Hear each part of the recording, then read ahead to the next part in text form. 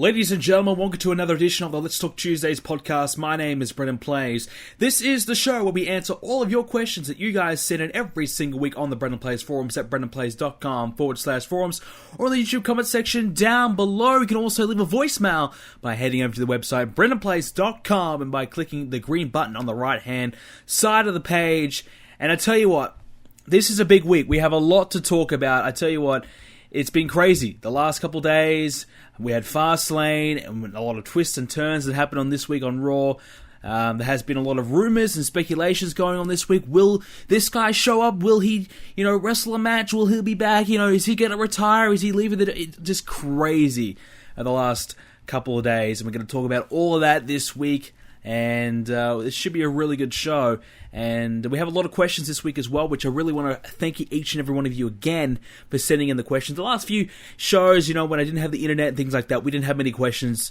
Well, any questions really at all. And I want to thank everyone again who started posting in some questions this week, and I really appreciate that. We also had the Facebook.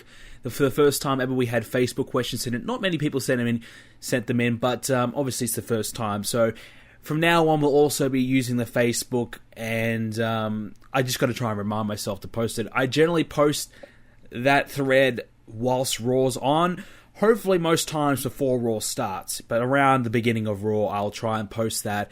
And if you have a question whilst you're watching the show, send it on into the Facebook, and then same thing for the forums or the YouTube comment section, whatever, voicemail, whatever. I know most people try and do that. So the more questions, the better. I want to try and answer more questions. That's originally why I transformed the show into a podcast, because I wanted to answer more of your questions. But I guess naturally I'm answering most of them whilst I'm talking. But some of the questions that I might not get to, I definitely want to answer more of those. But anyways, I digress. Before we get into the WWE stuff this week, I'm going to talk about myself. I know, I'm egotistical. It's all about me, but I do have a few things I want to talk about. Last week, I did mention that I potentially will be moving into my new place, and I could be there now. Well, guess what? I'm not. I'm not there at the moment, but I will be moving in there on Friday. So that's very exciting. Obviously, it's going to be about a 5-hour car trip, and I need to get some podcasts lined up. I love podcasts on the road. I tell you what, listening to podcasts on the road is a godsend. I just cannot get through a road trip without, 3 or 4 podcasts to listen to throughout the 4 or 5 hours. That's why podcasts are fantastic. They are the shit, honestly. I love podcasts. But anyway, so also on the car trip, that's where I get all my ideas for my universe mode. It's crazy. All my best ideas have come from, a road trip. I think I booked the 3 headline matches for my Wrestlemania this year 6 months in advance, just on driving down the road, and that's what I went with. So some of my best stuff comes from the road trip, and I kind of enjoy that. Hopefully this time I'll get some. Last time I had a road trip, I got nothing at all. So hopefully this week we'll get some good ideas. But anyways, so on Friday we'll be moving in. There's a change of plan. Originally it was just going to be me moving in by myself. As it turns out, my sister will be moving in as well, which is cool. So not really going to be much of a change. It's a 4-bedroom house. There's going to be plenty of room for me. I don't care.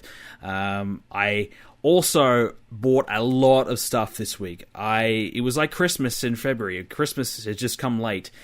Honestly, it was crazy, and I went on a shopping spree yesterday. I bought my new computer, finally. I have finally got it. I got 3 monitors, a webcam for my Twitch stream. When I return to Twitch, probably not this weekend because I'll be moving in and whatever, but sometime next week when I do go back on Twitch, I'm going to be using the face cam from now on. I decided, screw it, we'll face cam from now on. I still don't really feel as though I need to do face cam my videos. I don't think they really suit. I am thinking about maybe doing some vlogs if I do something cool. I wanted to vlog me moving in and that whole process, but my whole family will be around. It just could be kind of awkward. Plus, I don't really know where my camera is, and I wanted to get a new camera anyways. But anyways, so I will be doing the face cam stuff. I know everybody's really been requesting that. I don't know why. I'm an ugly sumbitch, but they will get my beautiful, ugly face. Well, I just contradicted myself, but they'll get my face on the screen whilst I play, which I think is cool. I understand. I believe it is best when you have face cam when you're streaming. I think without a doubt that is the best idea, and I prefer it when I'm watching a stream, so I should be giving it to you guys. So really the reason why I never did it for the most part is because I didn't have a webcam that was any good. So now I decided I'll just buy one whilst I'm getting everything else. So that's exactly what I did. So that should be coming soon. So yeah, I got the webcam, I got a mic stand. So now my setup will be much easier. I have a mic stand behind all my monitors most likely, and it'll just be out of the way, and I can use it whenever I want. It will always be plugged in, ready to go if I need it. So I think that's going to be much more convenient and beneficial, because most times right now, certainly in this house, I don't have a desk at all, and I'm just using a table, So I always have my mic in a drawer or whatever. It's put away as soon as I'm finished with it. So now with the new setup, it'll be just there ready to go whenever I need it. Just much more clean, much more comfortable, and just great. So obviously I'm really, really looking forward to it. 3 monitor setup. I'm going to get a monitor stand so they'll all be connected into one kind of stand, you know what I mean? And that will look pretty neat, and they'll be very close together. They're all the same size, so that should look pretty cool, I think. I hope so. And I think I got a Razer Chrome keyboard. I think that's what it's called. I just looked up the best keyboard and I just bought it. So I didn't really look too much into it. I said, all right, what's a good keyboard? Okay, this is it. All right, I'll buy it. So that's about as far as I went and looked into it. But yeah, so I did spend a lot of cash, and obviously I've been saving up for a long, long time, grinding away on YouTube, and I want to say a big thank you to all the Patreon supporters. They probably helped me the most. They kept on supporting me every single month. I just started saving up for my computer in about November and all these other accessories. I didn't have enough money for the accessories. I had to dip into the savings, but obviously the computer I did pay off thanks to all of your donations and the Patreon support, plus the YouTube stuff. But I really want to thank everyone that did help me there. A big thank you. And now the good thing is, more videos, streams, and my internet will be fantastic as well. So really no more excuses from me. A house mainly to myself, my own office, my own area, everything's going to be great. So expect to see a lot more from me. This is going to be the time where I amp it up and really start to do things, more often and more of a regular basis. I want to get into a Twitch schedule. So the same time every single day, just about, I'll do a stream, and you guys will know when to expect a stream from me, and it'll just be great. So that's the plan right now. Hopefully we can get into that, and that should be starting around next week. So the weekend I'll be organizing everything. I did order my internet. I contacted the internet company yesterday, and I asked them, I want to get set up. So I don't know how long it'll be until the internet is activated and ready to go at that house. Hopefully by the time I'm there, it'll be just about ready. That would be the most ideal thing, and hopefully that is the case, but you never know these days. Hopefully it just doesn't take 3 weeks like last time, so I don't want to, definitely don't want to miss out on making more videos again. That'd be a real shame.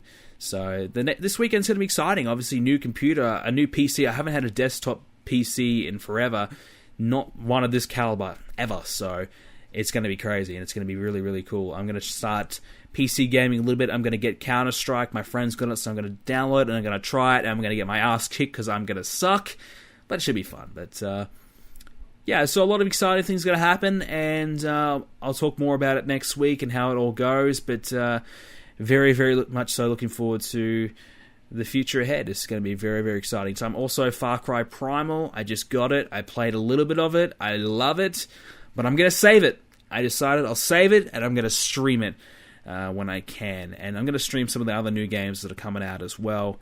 And we'll talk about more of that later. But for now, we've got a big show planned. Obviously, I've kind of bored you a little bit there with that my life story. But let's get straight into the WWE this week. Obviously, Fast Lane. We're going to talk about Fast Lane first, then we get into Raw.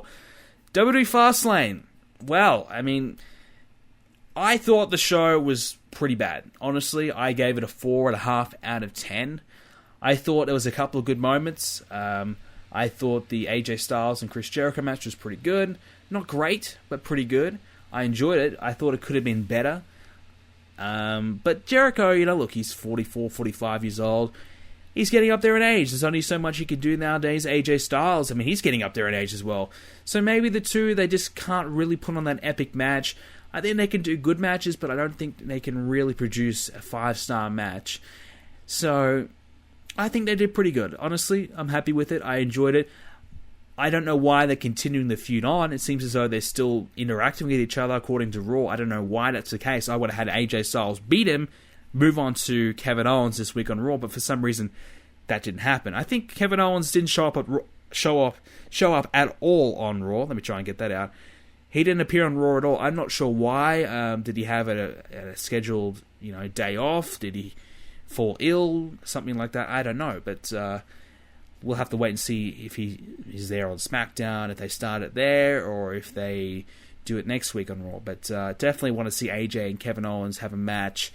And I'm not sure why they did what they did this week. Just maybe a filler week. Maybe just to finish this up with Jericho and Styles teaming up, leave on a good note, blah, blah, blah, and let them move on. But I don't know. But yeah, so Fast Lane, we'll start it from we'll start it from what I care about. I mean, we had the pre-show, and it was Kalisto and Alberto Del Rio. I did watch the pre-show this time. I was actually awake for the pre-show for once, and I did watch this. I was more interested in the commentary, and it was great. The commentary is fantastic. I mean, it goes to show there is people that are better than Michael Cole out there, thank goodness. And he was really, really good. Honestly, it's a breath of fresh air to hear Mauro Ranallo. I hope I said that one right. I'm probably saying it wrong, but it's a breath of fresh air to hear him. And honestly, he's got to be the guy. He's got to be the guy to replace Cole. I think Cole is I think we're just so sick of hearing his voice. It would be the right time right now. Get him on for WrestleMania. He and Cole, fuck Byron Saxton off. He sucks. Let's do it. Let's get him on. It's time. He's so good. It's crazy how much of a difference he makes. He's calling the moves. He's making it exciting. He's on point. Michael Cole, it's like, oh my God, it's Brock Lesnar. It's like, oh, come on, really? It's just, Michael Cole, I get it. He's been around forever. He's done great, don't get me wrong. He needs SmackDown days, he and Taz. I really enjoyed that combination. I thought that was great. And originally when Michael Cole was with JBL, I also thought that was a good combination. But the last, I want to say maybe 8 years has been terrible. He is really, really, it's just bad. It's just not great to watch. It's disappointing. I think he has still plenty to offer. I would not get rid of him. But I'm just saying, I would like to see them slowly transition him out. I think Ranallo's older than Cole, but a fresh voice is a good thing. And certainly one with, as much talent as he has, I think it's important that they keep it fresh. And why not, put Ranallo on Raw, put Cole on SmackDown, just switch it up here and there. Why do we have to have the same commentary team forever? Why can't we switch it up from time to time? So I would definitely like to see Cole just be taken from Raw, maybe have some time off. Why not give Cole, 6 months off? Let him take some time off. He's been around forever. I mean, honestly, he's there every week for years and years, the last 2 decades just about. He's been there for a long, long time. I would give the guy some time off, give him 6 months break, let him come back, freshen up, and, he can improve and have some passion that he's probably not got right now. I think it'd be the best idea. And you got a guy who can replace him and can do the job well. It's the right time. If you ever wanted to give Cole a break, it's the right time. And honestly, I think he needs a break. But anyways, the match itself, it is what it is. I think Alberto Del Rio was basically trying to kill Kalisto. He was working very stiff. And I think Del Rio just does not like Kalisto. I think he probably thinks, who the hell is this guy? He's beating me for my title. I have to put this guy over, really? I mean, I'm a multiple-time world champion. This guy's a nobody, and I have to put him over. Like, I think he's legit not happy that he has to do that. It just seems like that's the way he is. He always seems as though whenever he works with Kalisto, it's stiff, it's sloppy, it just looks like he doesn't care at all for Kalisto's well-being. I think he maybe just has legit heat with Kalisto. I don't know, but it certainly seems that way in the match. But Kalisto got the win. So as for Fastlane itself, I'm just going to talk about some of the matches that I, like I said, care about. The White Family in the 6-man tag team match, they lost.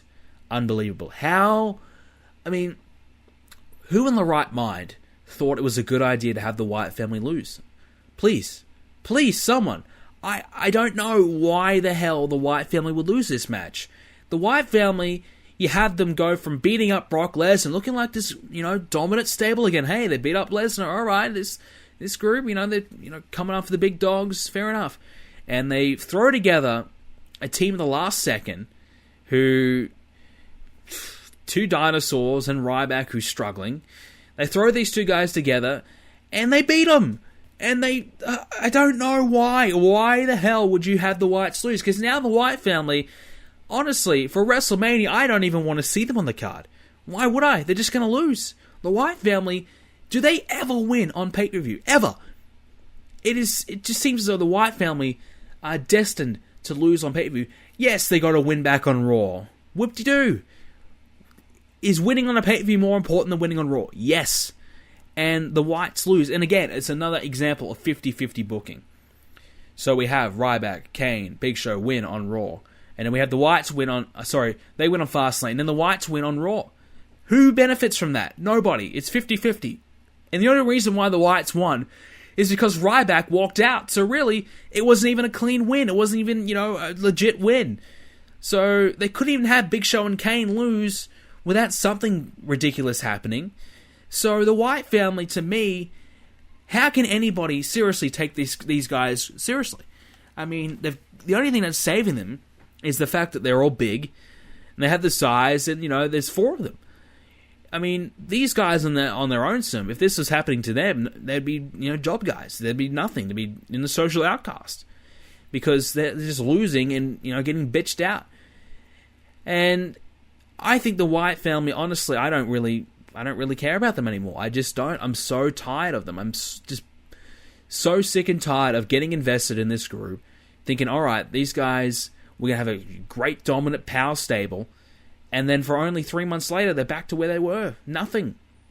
You lose to a throwaway team. I mean, how can this happen? A team that has been a group for a long time, how do they lose to a team of guys who don't even, team up at all? In storyline-wise, it doesn't make any sense.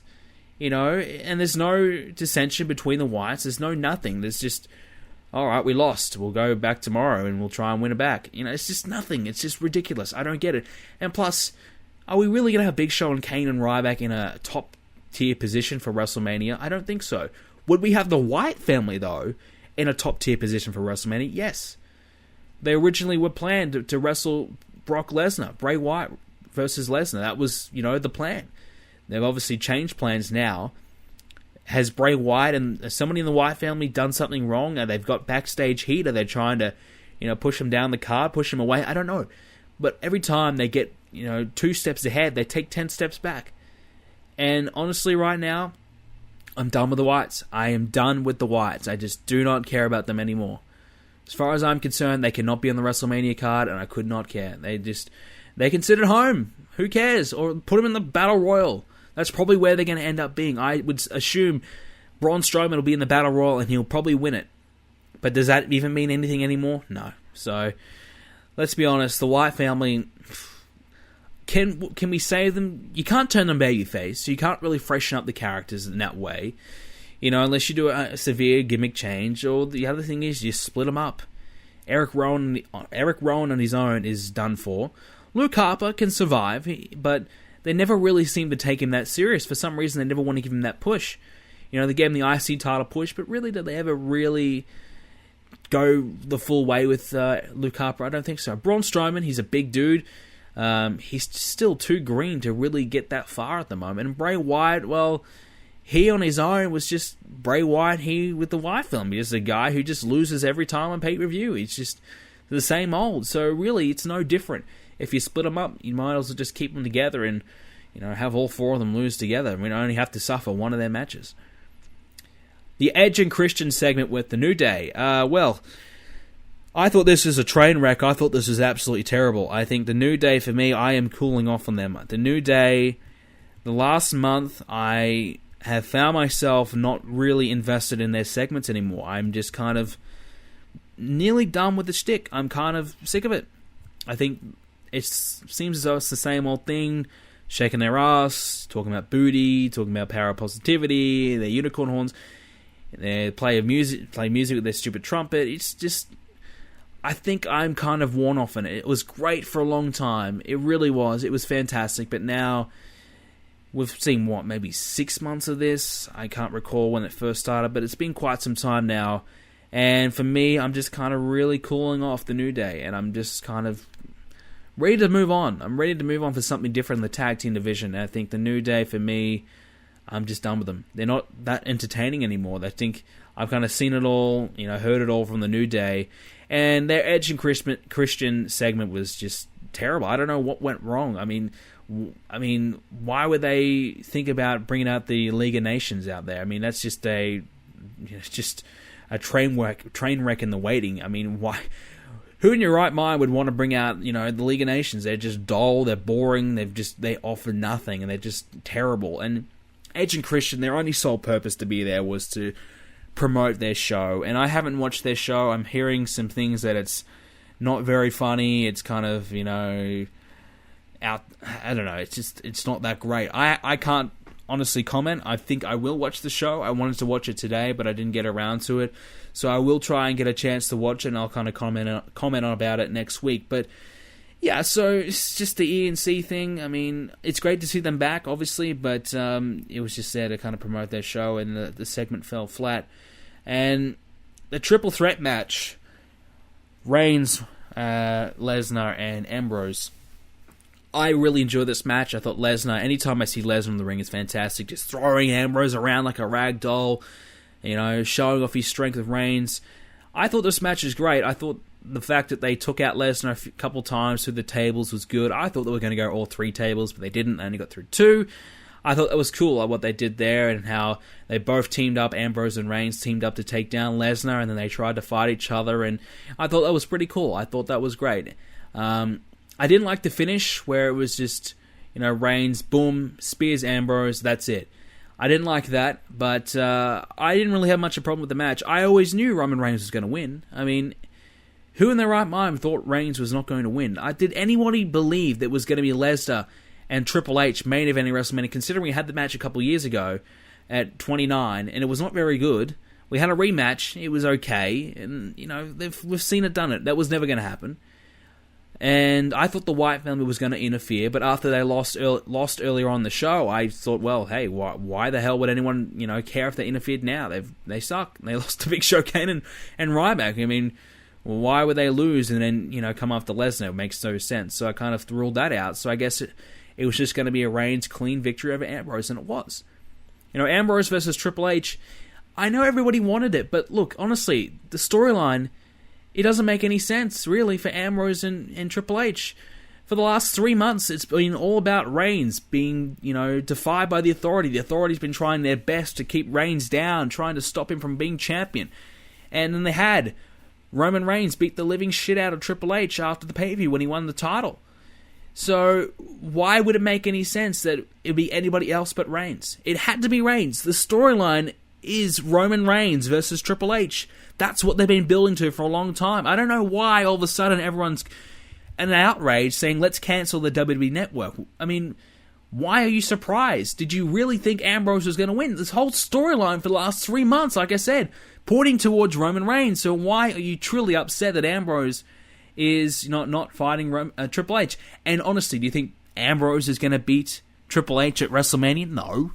So you're better off having Lesnar and Ambrose, which they're now doing, and having a great match there, and having Reigns and Triple H. So, because either way, Ambrose is going to lose. He's going to lose to Lesnar. He's going to lose to Triple H. So, you're not going to get what you want regardless. So, you may as well, still keep Ambrose in a high-profile match, and, you carry out and finish up the storyline with Reigns and Triple H. I have no problem with it. I've been a fan of Roman Reigns. When he did the beatdown on Triple H, I thought it was fantastic. I was loving the character. I will admit, the last month, I've kind of cooled down on Reigns again. I thought what they've been doing with him, haven't really been all that interested in it. The way that he left the Rumble and came back, he was out of the Rumble for 20 minutes or whatever and came back at the end. I hated that. I think that really showed Roman Reigns as not a big tough guy. It just kind of showed him as weak. And I think that was a terrible decision for his character. But what they did on Raw, we'll talk about that later, I thought that was an unintentional great thing for his character, and we'll talk about that one later. But I have no problem with it. Triple H and Reigns, I'm a big fan of Triple H, big fan of Roman Reigns. Sure, why not? And also Ambrose and Lesnar, I think that's going to be a good match. Definitely think that's going to be exciting. So I think it's really, at the end of the day, I don't think it's that bad. I think, look at the other combinations. Lesnar and Reigns, seen it. Triple H and Ambrose, I don't think it really, nothing really there to kind of warrant it. And Lesnar and Triple H, we've seen it, been there, done that. So really, this is the only option. Triple H and Reigns, we've been building towards it. Go with it. Why not? You've been doing it. All the signs have been pointing towards it. And this has been a rumored match for a lot longer than, the last 3 months. I mean, we thought we were going to have this match last year, and that never happened. So this has been a long time in the making, and finally they're now doing it. And honestly, I think it is a WrestleMania match. Is it a WrestleMania main event? Well, that's the argument. But who else? Who else could really do it? They got so many injuries right now. You're going to have to really suffer this year. This is it. This year you're just going to have to suck it up, because you can't have Seth Rollins, you can't have John Cena, you can't have Randy Orton, you can't have all these top tier guys. Daniel Bryan. You can't have all these guys that you'd like to see on the card that would probably help position other people and help kind of level out and even out the card and kind of make WrestleMania overall as a great show. With these other top guys, they're all out. All their top tier guys are basically out. There's only Ambrose, Reigns, and Lesnar left. And Lesnar's only there when he wants to be. Triple H is barely there, so you can't really count him. So really, you've only got Ambrose and Reigns who've been carrying the show. So it's only right that those two guys get the opportunity. And it just so happens to be that Reigns had the storyline for a while now, and that's been their chosen guy. So fair enough, he gets the main event, but Ambrose doesn't really miss out either. As Paul Heyman said, every time any match that Lesnar's in is the main event, and I have to agree. I will be very much so looking forward to Lesnar and Ambrose. And now it's a no holds barred street fight, which, by the way, is the same thing. No holds barred is the same thing as a street fight. So I don't know why we put no holds barred. Street fight is, what's the difference? So, but anyways, I guess maybe no holds barred, you have to get pinned in the ring. Street fight, you can get pinned anywhere. So it's no DQ, pinned anywhere. Okay, if that's the case, fair enough. But anyways, I think WrestleMania is looking up to be decent. I think I was a little worried for it last week because I wondered what the hell, where were they going? I didn't know what they were going to do with Ambrose because I thought, well, okay, all the signs are probably pointing towards Lesnar and White, which I really didn't want to see, so I'm glad they changed plans. Now I'm much more happier with what we're going to see at WrestleMania. I think it's going to be a lot better than what I expected. I was really expecting a pretty bad WrestleMania this year, and why wouldn't I? So many injuries. Sting's out as well, so there's another high-profile guy you can bring in for a hot shot to kind of boost up the card. There's so many guys out. It's so difficult to make WrestleMania great this year, but I think they're doing a decent job of what they've got. So that's Fast Lane. I mean, I kind of missed over a few things because, most of it I didn't really care about. This is the show that had, what was it? Truth versus, was it Curtis Axel, Adam Rowe, or whoever it was? One of the social outcasts. I don't even remember. This is a show that had that match, so let's be honest, it could only be as good as that. So 4.5 stars, 4.5 out of 10, whatever you want to call it. That's what I gave it. It's not a great show, and not really a great way to sell WrestleMania, but they did make up for it a little bit with Monday Night Raw. Shane McMahon is back, and honestly, nobody predicted this. Nobody at all. You cannot tell me, I think Shane McMahon was coming back. Nobody at all. I heard a rumor today. There was a big rumor that something big was going to happen on Raw that you would not expect, and that would definitely change the landscape of WrestleMania. I heard that rumor, but there was no names confirmed, and I really did not expect at all. It didn't even cross my mind that Shane McMahon would be the one coming back. I thought maybe, alright, they'll bring the Undertaker back tonight, and they'll set up his match with whoever. But that didn't happen. It was Shane McMahon. Well, they kind of did set up the match, but Shane McMahon is back. He came back and basically started the storyline with the Authority and Vince. That apparently has some dirt on Vince about something, and he wants control of Monday Night Raw. He's back to get control of the show, which I think is good. I think a lot of us have been wanting to see this storyline for quite some time, and I think this is probably the best way to kind of phase out the Authority. Will they do that? I don't think so, because I'm going to talk about this in a second, but I think Shane McMahon being back is a good thing. Was he good tonight on the mic? He was pretty good. A little rusty, yeah, but for the most part, you can't complain. I thought it was pretty good. I thought the segment was pretty good in the end. It went obviously very long, and they kind of made up for it with a lot of commercial breaks afterwards, but I thought it was pretty good. So, and obviously, he got a huge ovation. I was not expecting a huge pop like that. I honestly thought, all right, Shane McMahon, if I was to say Shane McMahon coming back, I think, all right, he'd get a good reaction, but I don't think he would get like an Austin reaction. Like, he got a Rock or Austin reaction. The crowd went ballistic. And they were chanting his name non-stop. Shane McMahon had a tear in his eye from the crowd. It was unbelievable.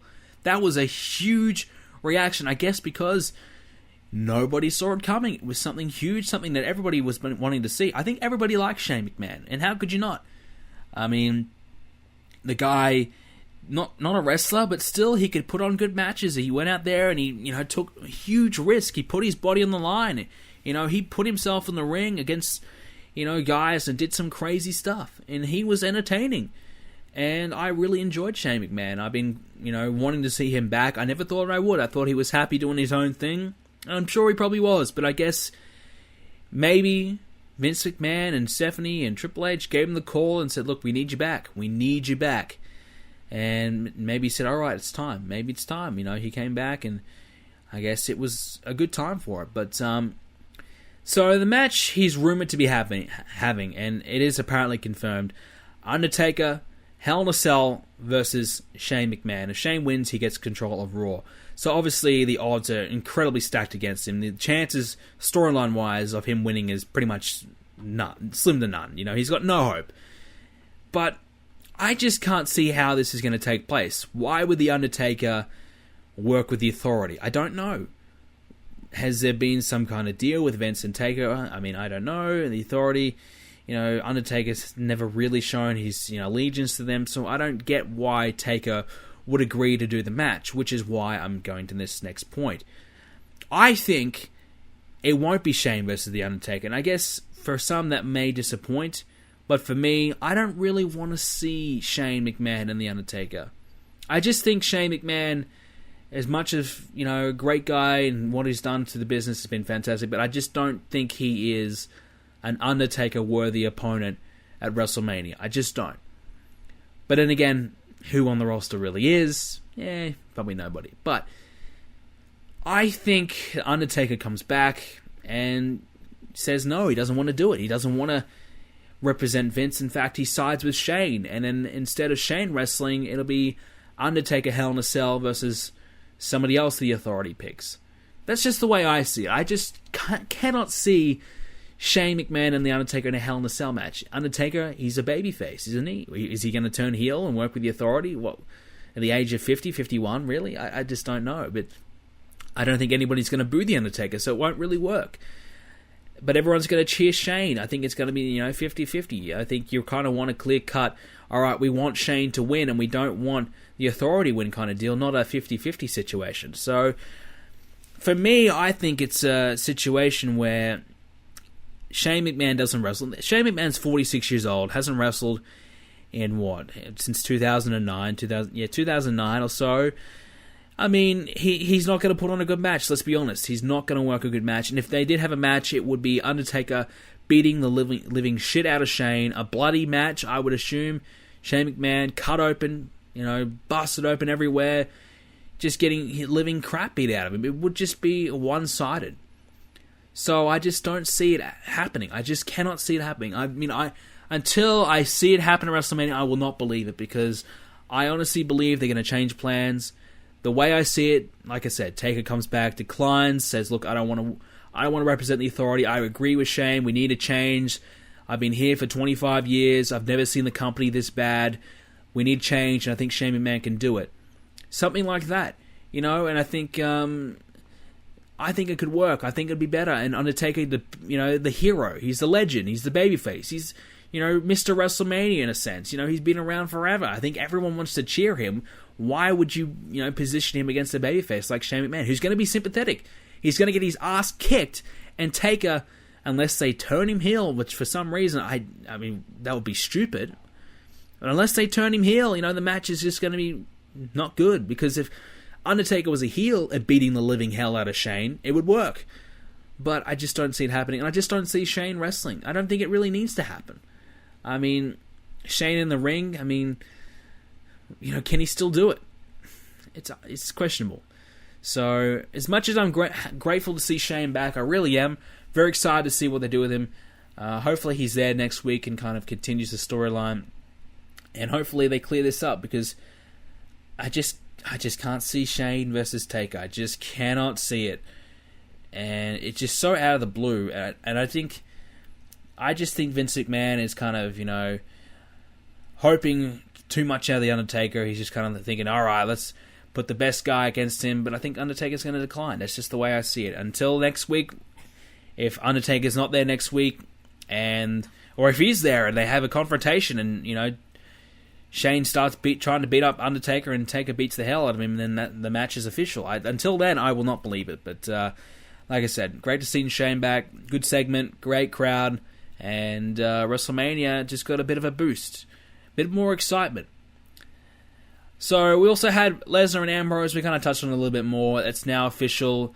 I like what they did with the backstage parking lot kind of brawl, where Lesnar kind of put Ambrose through the car windscreen, which I think that was great. Came out with the ambulance, wanted a bit more out of Lesnar, and Lesnar delivered the F5. And Ambrose is kind of, doing this whole, you can beat me up as much as you want, but I'm just going to keep coming back for more kind of thing. I think it's cool. I think it works, but Ambrose and Lesnar, I think it's going to be good, but I just cannot see Lesnar losing to Dean Ambrose. I mean, I think Lesnar's just going to really take, Ambrose to Suplex City. I think it's just going to be Lesnar throwing him around the ring all match. And Ambrose just trying to survive. That's all I really see it as. But I think it could be good. Well, I'll hold my judgment. But so far, I am enjoying the confrontation between the two. And like I said, much happier that it's Lesnar versus Ambrose rather than Bray Wyatt versus Brock Lesnar. Because now, Ambrose deserves a high-profile match on the card. He's done so much good work for the last couple of years. And like I said, I always believe that Ambrose should have been the champion rather than Seth Rollins last year. But and I think Ambrose deserves an opportunity. And now he'll get a huge match against Brock Lesnar. Will Lesnar put him over? It is very unlikely. It is possible, but I think you'll find that Lesnar will beat the hell out of Ambrose, and Ambrose will get more of a reaction. The crowd will get more behind Ambrose because of it, Similar to what they did with Roman Reigns, but instead they're going to use a guy that people actually like in Dean Ambrose, and it probably will be more effective. So, we have Ryback, who was apparently turning heel. He walked out on the Big Show and Kane in their tag team match against the White. So he walked out basically saying he's on his own, doesn't care what people think anymore. He's just going to do it on his own terms. He's sick of teaming up with people. He wants to be his own man. I don't know if it's a full-fledged heel turn yet. I will, see it. I'll, pass my judgment until next week if he comes out and works as a heel. Honestly, I don't want to see him as a heel. I think Ryback is a good babyface. I like him as a babyface. They just got to give the guy a push. They just got to give the guy some momentum. He seems like he is that third guy in the tag team. He's just that third guy they throw in there, and I think he's better than that. I like his new look. Say what you want to say, Goldberg, whatever. I like it. I like his new look, and I think the guy doesn't get a great crowd reaction when he comes out, but, they always cheer along when he says, "Feed me more." So he does get a reaction from the crowd, which is, more than what many people can say. So he's not doing terrible. I just think he needs more of a push and more wins and some more credibility, and I think you find that Ryback could be a decent upper mid-card guy. Charlotte had a horrendous promo on Raw tonight, interacting with Sasha Banks and Becky Lynch, I think. I don't know if it was both of them. I just can't remember. But interacting there, oh my God. Charlotte, please. The mic is not for her. She is not... I don't know what happened, but she's not a Flair on the mic. Trust me, she is really bad. Last week, everyone was shitting all over her for a promo, and I kind of said, it wasn't too bad. But this week, this was the straw that broke the camel's back. It was enough. Charlotte, get her away from the mic. She is not a good promo cutter. She is not good at all. And I like what they're doing. Becky, Sasha versus Charlotte for a triple threat match at WrestleMania. All for that. Great. But less promo time for Charlotte. She is not a good promo cutter. And Flair, I don't know what, they don't seem to have Flair talk for her. I think they just kind of have Charlotte do it and Flair's just there in the background. I think that's probably more so what Flair wants. He has to be there. He wants the spotlight to be on Charlotte, not him. But, I don't know. I think Charlotte, she's got to take some more promo classes. She is not good at all. It's probably nearly terrible, to be honest with you. It's cringeworthy. And to be honest, I did miss quite a lot of Raw. I had a phone call that I had to make. I was put on hold for about 25 minutes trying to make the call. So I'm sitting outside because I get no phone reception in my house. I had to stand outside for 25 minutes on hold whilst Raw was on, and I missed quite a bit of it. But we'll finish it up here with Roman Reigns and Triple H, the ending. A bloody brawl. And Triple H was brutal, I think he must have broke Roman Reigns' nose or done something, because he just kept slamming his head on the announce table. It was vicious, and Reigns started gushing blood. It was everywhere. His hands were all red, his face was covered. It was fantastic, honestly.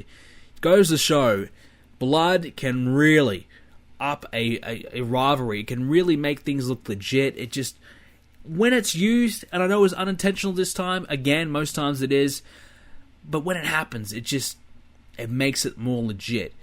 Triple H and Reigns, last time we saw Reigns and Triple H, it was Reigns who delivered a huge beatdown on Triple H. Now Triple H gets his revenge, beats the hell out of Reigns. Unfortunately, the crowd was cheering for Triple H. Obviously, the crowd and everyone on the internet right now is completely against Roman Reigns. Everybody's shitting all over Roman Reigns, and I feel bad for the guy. For the period of time he was doing well, but now it's all back to where he was. He is in real trouble. Real trouble. And if you're getting Triple H cheered over you at this day and age, you are in trouble. I mean, it is, I don't know. I didn't see really much of Sheamus and Reigns. I don't know if Sheamus got cheered over Reigns, but if he did, then Reigns is done. Because if anybody likes Sheamus, well, then they have to be crazy, and you must really, really be bad if they're going to cheer Sheamus over you. But, so yeah, I mean, Roman Reigns is struggling. The crowd is completely turned against him. So, the babyface thing, it's got to be done. It has to be finished with. Honestly, they've tried it for a couple years now. It's, they keep on trying it, but it's just not working. It's not natural. The crowd don't want it. I think it's time. Whether it happens at WrestleMania or the night after WrestleMania, here's how I would do it. Reigns comes out, beats Triple H at WrestleMania. The crowd can boo all they want. They can do whatever. The next night on Raw, comes out. I know he can't really cut a promo, but he can try. Come out, cut a promo, kind of turn his back on the fans, cuss them out and say, I don't care about the fans anymore. This is all about me, blah, blah, blah, blah. And Dean Ambrose comes out and says, what the hell's going on? And Reigns snaps, takes out his frustrations with Dean Ambrose, beats the hell out of his best friend. And you start Roman Reigns and Dean Ambrose. Reigns is the heel, Ambrose is the face. Crowd's going to go cheer huge for Ambrose, and the crowd is going to boo the living hell out of Reigns. That's a great way to start it, and I think we all kind of want to see it. I think it's about time. So, however you turn Reigns, just involve Ambrose in it, and it's going to work. Do we want him to join the Authority? I don't think so. No, I don't want to see that. Why would Reigns and Triple H team up now? It'd just be ridiculous. If they're having a WrestleMania match, now they're friends, it'd just be stupid. But if you had Reigns, just look like, hey, I'm doing whatever I can to keep this championship this time. I'm going to do whatever it takes. I don't care what anyone thinks about me anymore. I tried being the good guy. I tried being the hero for all the kids. I tried to be the man, that everyone looks up to. But everyone kept booing me. Nobody gave me the respect that I deserve. And I'm sick of it. And turns heel. And comes after, Ambrose, confronts him. And Reigns beats up Ambrose. It's easy. It's got to happen. It has to happen. Something has to shake up WrestleMania. If Reigns wins the belt at WrestleMania for Triple H cleanly and walks away as a babyface, and the next night acts like, oh my god, thank you so much guys for supporting me, it's been great, blah blah blah, it's going to be disastrous, and it's going to lead to a very poor next few months for the WWE going forward. But if they have the heel turn, it'll be something big that happens. They'll have some momentum. There'll be a couple of debuts on that show as well. They'll have some momentum in the show. should start to pick up a little bit again, and more people will be returning. 2016 is going to be the year of the return. All these guys who have been injured are going to be coming back at some point. So we're going to have a lot of surprise returns and a lot of exciting returns over the next few months. So I think the SummerSlam time is going to be very exciting, and I think Roman Reigns and Ambrose can really kind of hold together the show up until these guys do come back. But that's really all there is to say about Monday Night Raw. I thought the show was pretty good at periods. There was a couple, probably an hour or two where it was just pretty bad, but all up, there was probably 1 hour of a good show. But that seems to be always the case with Raw nowadays. You always get some good stuff and then some really bad stuff. And I think I did miss quite a bit of the bad stuff, thank goodness. But another piece of news that happened this week: Shinsuke Nakamura has officially signed with the WWE. I think we all knew this was coming, but it was made official after Fast Lane. Great news. I think the guy will be a fantastic talent. Doesn't speak a lot of English. Well, he does, but, it'll be tough for him, the transition. But I think it's very exciting. I think it can be a great thing for the WWE, Hopefully they just give him a chance. Don't put him with some, Japanese gimmick, blah, blah, blah, blah. Just treat the guy as a legitimate competitor, and, he can be something great for NXT. And I think he can be something great for the main roster. I don't think he's going to stick around in NXT all that long if he is successful. I mean, I think the reason why he's going to NXT is because, of his limited English. And I don't know, does he speak fluent English? I think he does, but, I think he still has a translator. I'm not sure. But I think the reason, he's going to NXT is just to get him used to the style, get him used to the way things work, get him settled into America before they have him going on the road. Just let him get him settled in. I think that's a good decision to make. And, whether you have him in there for a year or so, whatever. But I think he'll do some great things. So, a lot to look forward to. I think somebody from NXT is heading up to the main roster. I would assume it's probably Samoa Joe or Finn Balor.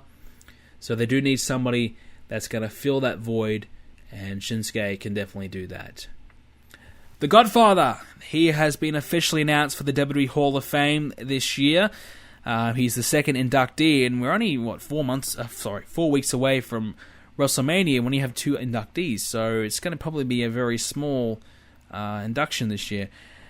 But the Godfather in the WWE Hall of Fame, honestly, I would not have expected this because I don't really believe he is a Hall of Famer.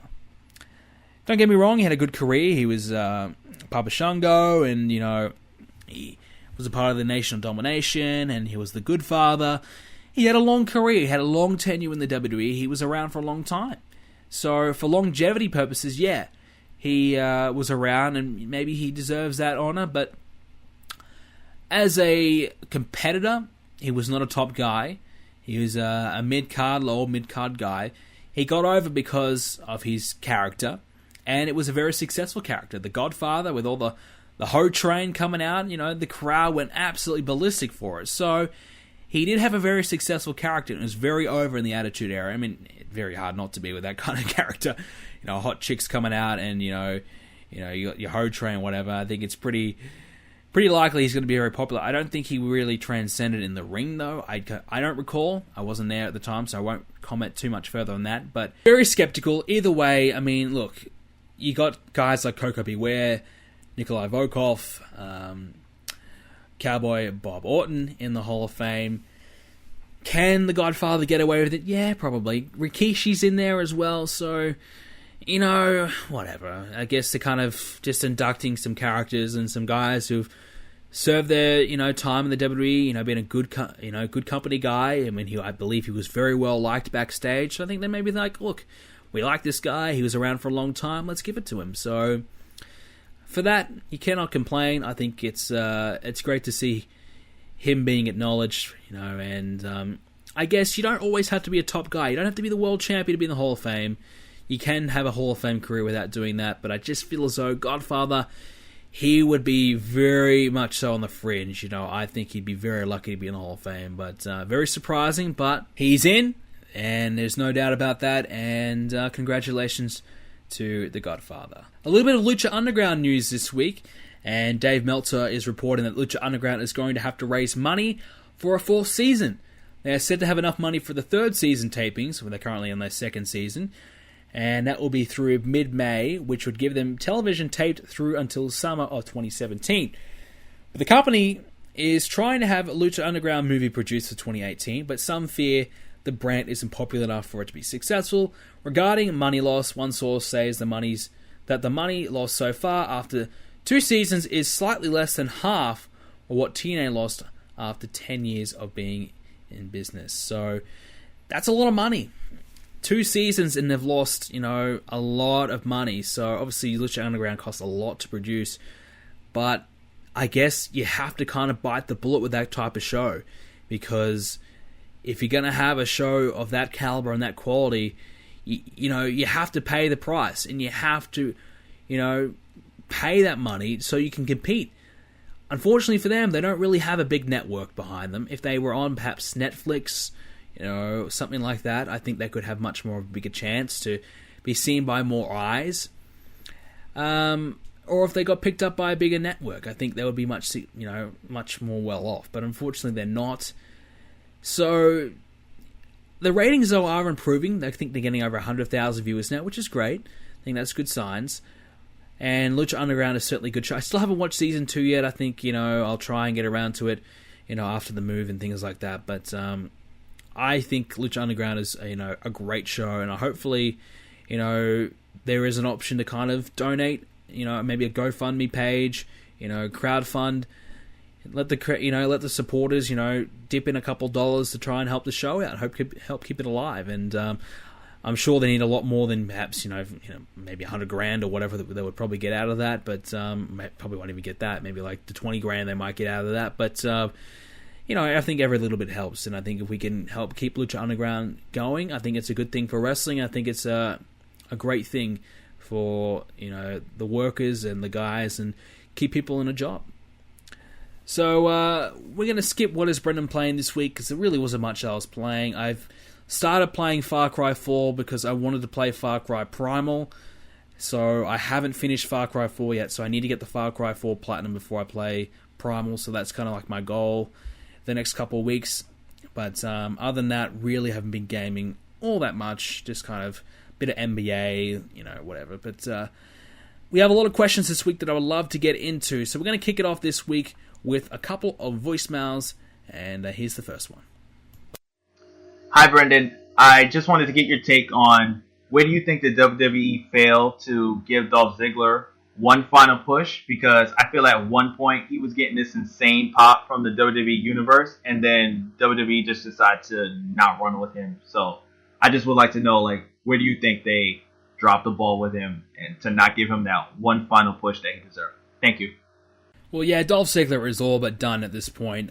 Losing to Kevin Owens, he's just the guy in the mid-card that they're going to use to put over other people now. That's Dolph Ziggler's role. But for me, Dolph Ziggler, when he won the world title, when he cashed in Money in the Bank, the crowd went absolutely ballistic for him. That's when I really became a Dolph Ziggler fan. I went, holy crap, this guy, all right, I'm going to believe in this guy. I'm going to give this guy a chance. And I was already warming up to him, but that really kind of set me over the edge. I thought, all right, this is great. Let's see where this goes. And it didn't go anywhere. Unfortunately, he had a concussion, had to lose the title, and that was it. A 1-month title reign that he barely even was there, and that was it. So that, for one, really killed him off. That was pretty much a no recovery from that. But the crowd was still there with him. He had Survivor Series, was it 2014 now? I think, 2014 Survivor Series, where he was the only man left and he had to beat 4 guys, and he did it. The crowd was going ballistic. Everyone was behind him. That was the time. That was the time where you pushed Dolph Ziggler again. And they never did. And he's never recovered from that ever again. And he will probably never get back to anywhere near of that status, because I think Ziggler, this will probably be his final year in the company, maybe one more year, but he is all but done at this point. Unfortunately, it sucks, but like I said, I think probably after WrestleMania next year, it'll be the end of Dolph Ziggler. But, I think he had a great career. I mean, he could have been so much more, but for some reason, he just wasn't their selected guy. I mean, I think that maybe they thought, all right, we've already got enough smaller guys. We've got Daniel Bryan and CM Punk. We don't need any more. And then Seth Rollins and Ambrose came along, and perhaps he just had to, maybe just missed out. Maybe it's just the wrong time for him. But I thought he was a good talent and a great worker, great seller, decent promo. But unfortunately, he just missed out and was a little unlucky. Hey, Brandon, what's going on? My question for you today is, since we know Brock Lesnar is facing Ambrose at WrestleMania, where would that leave the Wyatts this year? I know it seems kind of ridiculous to have them even in a WrestleMania match since they lost to Kane, Big Show, and Ryback. And also we just saw Ryback turning heel, so a 6-man tag wouldn't make sense for Wyatts and the Titans of WWE. So how would you book Wyatts? Who would you book Wyatts to face at WrestleMania to give them some credit back to being a monster heel stable? Alright, this is Jordan from South Carolina. Hope he answers this question. Honestly, I have no idea. I mean, I think this is going to be in a throwaway match. Maybe a random 6-man tag again. Maybe they're just in the Andre the Giant Battle Royal. I mean, maybe they're in, one of the multi-man matches for a title. I don't know. I just don't think they're going to have a big role this year at WrestleMania. I think the guys in the back have decided they're probably giving up on the Wyatts. I don't know. They've lost the Lesnar match. Maybe Lesnar didn't want to work with Bray. Maybe Heyman thought it was a bad idea. Maybe they wanted to work with Ambrose instead. I think maybe they think, well, this guy's not hot. Maybe let's try and, something else. I don't know. But for some reason, plans have changed, and now the Wyatts are now an afterthought. So it wouldn't surprise me, one, they're either on the pre-show or not even on the card, or they're in the Battle Royal or whatever they're going to do that's a multi-man match. Hi Brennan, on your Universe mode, when you plan more than 7 matches for a pay-per-view, and because the maximum amount of matches for Universe mode is 7, do you do the remaining matches as an exhibition match, just out of Universe mode? Thanks. Most cases, no. What I do is that when a match finishes, instead of saying go to the next match or exit to the main menu, I click restart on the match, I press start or press options, whatever, and then I exit the match that way. That way, you keep that match slot available, and then I set up another match, and I have that extra match on the show that I wouldn't have got otherwise. So I'll just keep doing that until I have done all the matches that I want to do, and then I'll simulate, I'll make a random match that means nothing, and I'll simulate it, and then I'll move on from there. Alrighty, thank you very much for the voicemails this week. Of course, if you do have a voicemail, make sure you do send it in at BrendanPlays.com by clicking the big green button on the right-hand side of the page. So, we have a lot of other questions this week, and let's kick it off. This one comes from Flynn. Who do you predict will win the WWE's upcoming 30-man cruiserweight tournament on the WWE Network? Now, this is something I haven't actually talked about yet. Honestly, I have no idea, because apparently it's going to be filled with guys from the indies and guys I haven't seen before and whatever. So I honestly have no idea. I think it'll be someone who's a WWE guy. There's a lot of talk that La Sombra or whatever his name is, when that's the way he's going to make his debut, and they're going to have him win the tournament and kind of get him going from there. But I would like to see it as a legit tournament. Have this tournament, have it in front of 15,000 people, and see if these guys can get over, and whoever gets over, get them going, get them contracts. I think this is a great way to kind of have an exhibition and show people off. I don't think they're going to bring back a fully fledged cruiserweight championship, but you win a championship, maybe you win a trophy, maybe whatever. But it's a great way to debut someone. It's a great way to establish them with the fans, and you could also establish a number of different talents on the show. Maybe the final is 2 guys they just signed to NXT or whatever. It's a great way to do that. But it'll be someone who's in the WWE system.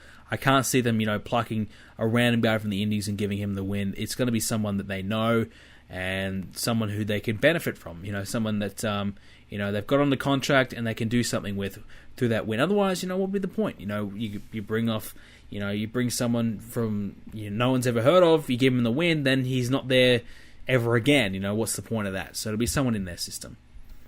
This one's from the Bacchus. Thoughts on Ronda Rousey wanting to commit suicide after she lost to Holly Holmes? Yeah, it's a very sad story, isn't it? Obviously she was on top of the world and her life came crashing down in a matter of seconds. When she lost that fight, she went from being, Superwoman, everybody loving her, every magazine, every talk show, everyone on the internet was always posting about her, always talking about her. She was the number one sportswoman in the world. Now, well, Ronda Rousey, you never hear anything about her. And unfortunately, for the UFC, Holly Holm hasn't really transcended into a big top-level star like Ronda Rousey did. But can Ronda Rousey recover from it? I think if she wins, she comes back, wins the belt, I think there's still something there. The comeback story, obviously now, this whole suicide thing, I think it's something there. They can get something back out of her, and I think she can turn it all around. But yeah, when you're undefeated and you lose, it's a huge hit. It's always going to happen. But if she loses her next fight, she is all but done. She may as well retire because there's nothing else for her to gain. And if anything, she might as well just walk away while she can. But yeah, so it's obviously very sad, the whole suicide thing. But I kind of understand why, because when you are at that top and when it all comes crashing down in a matter of moments, it is very overwhelming and very difficult to handle, and probably very depressing. So I can understand why, but I'm glad she's okay now, and hopefully, she can get herself back into shape and, come get the belt back. This one's from Blade. What is your opinion on the rumors of King Barrett not resigning with the WWE when his contract is up? Thank God. Yes, please go away and don't ever come back. King Barrett is a waste of space on this roster. The guy, what does he do in the League of Nations? He comes out, he stands there. I mean, even Big E said it at Fastlane. What do you do? What do you even do? And, he talked for 10 seconds. The first time we've heard, Wade Barrett do anything. Him winning King of the Ring, I think, has officially, put the final nail in the coffin of that tournament. There's no point doing that ever again. It's lost every amount of credibility it ever had. It's gone. King Barrett could have been something, but he is a man who is made of glass. He was, touted to be a big star with the Nexus. He was going to be the breakout star. He was going to be the first English, world champion, blah, blah, blah, blah. Never happened because he is truly just made of glass. He's just injured every time. When Bad News Barrett, that gimmick was working, he was getting over, he got himself injured and ruined it all. I was actually enjoying the Bad News Barrett gimmick. I thought it was okay. And then he got injured and it all went back to crap, and he's never been able to recover since. So a man who just injuries has cost him a chance to be a major star. But honestly, I think it's for the best. I think the guy just doesn't have it. I don't ever recall one match from Bad News Barrett that I ever could say that was memorable and that I thought it was great. I don't ever recall him having a great match that I've seen. And if it did, it certainly wasn't because of him. Flynn, who do you think Kalisto will face at WrestleMania for the US Championship? At the moment, I've got no idea. I think if Kalisto, there's really no chance in hell that he has a one-on-one match, because Kalisto is not very over enough for that. Plus, I mean, you'd have to throw together a 4-week feud. I think the way it's going to be is that the US title this year will be a multi-man match, whether it be a fatal 4-way. You have a lot of the League of Nations members coming after the US title. Maybe it's a 6-man, maybe a ladder match maybe this year again. I don't know, maybe the Battle Royal this year is for the US title. I'm not sure. But I think it'll be a big multi-man match in some kind of way. I think Kalisto will probably lose the belt there until whoever they're going to push going forward. But I just can't see Kalisto having a one-on-one match. And for the love of God, please don't have Kalisto and Del Rio again. This one is from Slim. With Shane McMahon returning and the potential of a brand split, what are your thoughts and who do you put where? Well, if he wins, Shane will have control of Raw, and technically the Authority will still have control of SmackDown. It does lead to a possibility that a brand split could occur. Will it happen? I highly doubt it, because for one, if you split up the talent, oh my God, the shows are going to be pretty brutal. I mean, it's bad enough we already have to have 3 hours of, filler as it is on Raw, but can you imagine, we have 3 hours of filler with only half the talent? Oh my God, it'll be brutal. If they ever did a brand split, they would have to cut Raw back to 2 hours. Have to. And plus, you would have to anyways to make the shows even again. And you'd have to also make SmackDown live. So you need to have SmackDown live, you need to have Raw cut back for the brand split to even have a remote chance of working. Who would I put where? Alright, so probably Cena, keep him on... Well, no, I would put Cena on SmackDown. You immediately need to have SmackDown have a huge name to put it over. So I'd have Cena goes to SmackDown, Reigns stays on Raw, Ambrose to SmackDown. We could go all night here. Maybe New Day on SmackDown, Sheamus on Raw, Seth Rollins on Raw, Triple H on SmackDown. Lesnar has probably no affiliation with either show, can go either way. Just, because that's what Paul Heyman can do. Something like that. We've already gone a bit long here, so I won't go into it until there is a legitimate, brand split news. But to sum it up, I would have Cena as your top guy on SmackDown, Reigns as your top guy on Raw. Put Cena on SmackDown to make a legitimate show. We'd have to cut Raw, make SmackDown live to even think about a possibility. Have Shane run Raw, Triple H run SmackDown. It could work, but really you need the talent, and they don't really have it. It would require a lot of guys from NXT getting called up, which might not be a bad thing, but it would really shake up the landscape of the WWE, which is something that needs to be done. But can I see it happening? No. This one, again from the Backos. The poster for Payback has been released, and it has Ambrose and Reigns on it. Do you think that's a hint to a possible match between the two at the pay-per-view? It could be very possible, yes. We talked about it a little bit earlier in the show, but we did discuss the possibility of Ambrose and Reigns headlining the next few pay-per-views after WrestleMania. So it's very possible that Ambrose and Reigns could be headlining Payback. I haven't seen the poster. Very early for them to be releasing the Payback poster already. Maybe not, but yeah, I'm kind of surprised they've done that. I haven't seen the Extreme Rules poster, so I would not be surprised if they are headlining that show. Certainly, if Reigns does turn heel, then that is very, very likely. If not, well, we've seen R-Truth been on posters, and he's not even on the show, so most of the time the posters mean nothing. This one is from the Facebook. This one's from Thomas Speller. Which injured superstars would you like to return before WrestleMania? Do I think will return before WrestleMania? I don't think any of them will return. I think they all have long-term injuries. I know there's a lot of talk right now about John Cena coming back in time for WrestleMania. I just can't see it. I mean, the guy, yes, he's Superman, but really, do you want to bring back a 50% John Cena and shell him out for a pathetic match? Please no. Let the guy heal. Let the guy rest up when he comes back 100%. Then you do something with him. But really, do you really want to see Cena 50% back? I don't. Really, I really don't. If he's 100%, ready to go, Cena, he's, can do it, fine. But if he's not ready, if he's, struggling, then I would rather him stay at home.